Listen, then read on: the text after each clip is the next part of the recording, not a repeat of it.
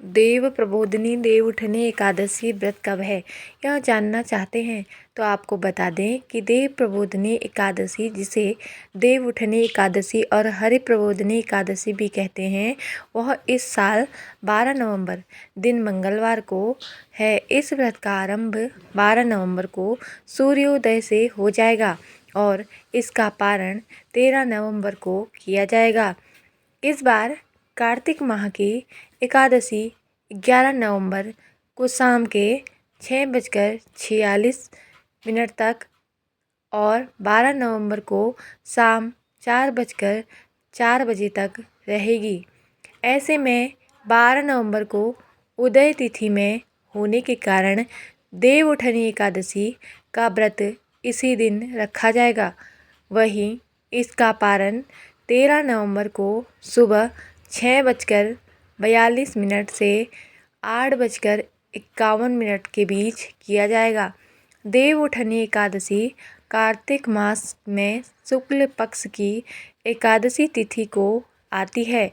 धार्मिक मान्यताओं के अनुसार भगवान विष्णु आषाढ़ शुक्ल एकादशी तिथि को शयन में चले जाते हैं और 4 महीने के बाद प्रबोधिनी एकादशी तिथि को नींद से जागते हैं। इसलिए आषाढ़ शुक्ल एकादशी से कार्तिक शुक्ल एकादशी तक के समय को चातुर्मास भी कहा जाता है, जिसमें योगी और साधक चातुर्मास नियम का पालन करते हुए साधना करते हैं। हरि प्रबोधिनी एकादशी के दिन से चातुर्मास व्रत भी समाप्त हो जाएगा। इसलिए धार्मिक दृष्टि से कार्तिक शुक्ल एकादशी, जिसे देव प्रबोधिनी एकादशी भी कहते हैं, इसका बड़ा ही महत्व बताया गया है। इस साल हरि प्रबोधिनी एकादशी व्रत 12 नवंबर दिन मंगलवार को किया जाएगा। इस दिन सूर्योदय पूर्व से ही एकादशी तिथि व्याप्त रहेगी और शाम 4:05 तक रहेगी। लेकिन उदया तिथि के नियम के अनुसार पूरे दिन 12 तारीख को एकादशी मान्य रहेगी। इसलिए एकादशी व्रत का पारण 12 नवंबर को किया जाएगा। देवउठनी एकादशी व्रत के नियम। देव प्रबोधिनी एकादशी व्रत में 10वीं तिथि से ही सात्विक भोजन लेना होता है। लहसुन प्याज खाने वालों को 10वीं तिथि को ही इसका त्याग कर देना होता है और फिर एकादशी के दिन भर निर्जल व्रत करना होता है। शाम के समय भगवान विष्णु की पूजा करके फलाहार किया जाता है। जो लोग चातुर्मास में भगवान विष्णु को शयन करवाते हैं, वह देव प्रबोधिनी एकादशी के दिन देव को जगाते हैं। भगवान को स्नान कराकर नए वस्त्र पहनाते हैं।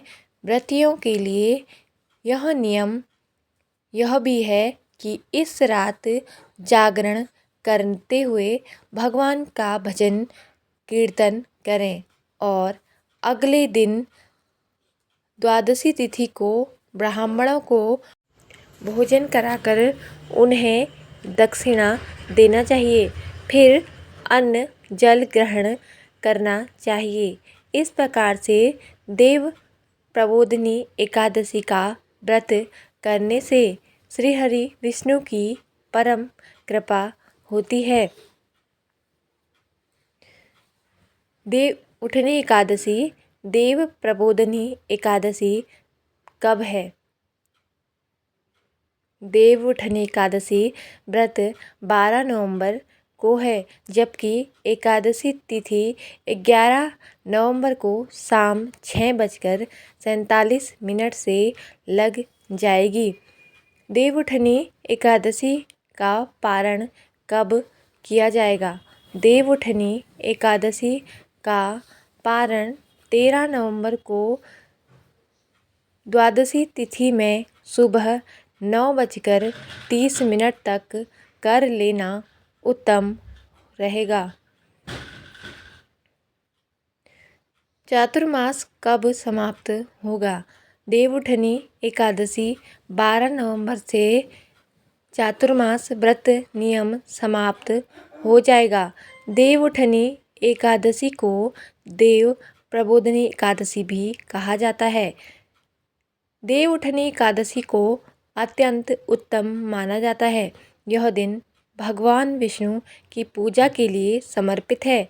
वैदिक पंचांग के अनुसार एकादशी हर महीने शुक्ल पक्ष और कृष्ण पक्ष के 11वें दिन मनाई जाती है।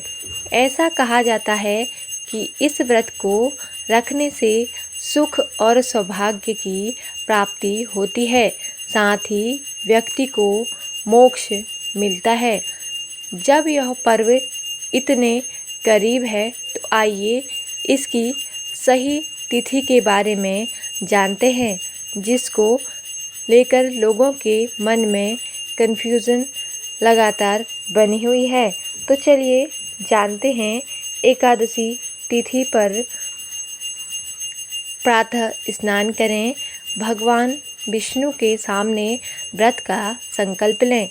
इसके बाद मंदिर को साफ करें।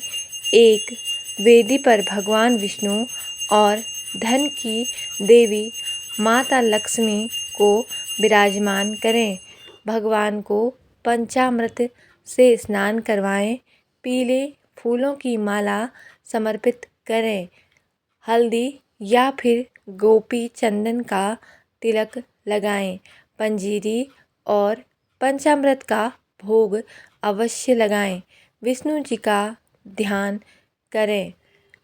पूजा में तुलसी पत्र शामिल करना न भूलें।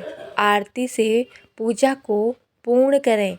पूजा में हुई गलतियों के लिए प्रभु से क्षमा याचना करें। गरीबों की सहायता करें। अगले दिन पारण समय के अनुसार व्रत खोलें। हिंदू धर्म में एकादशी व्रत का बहुत महत्व है।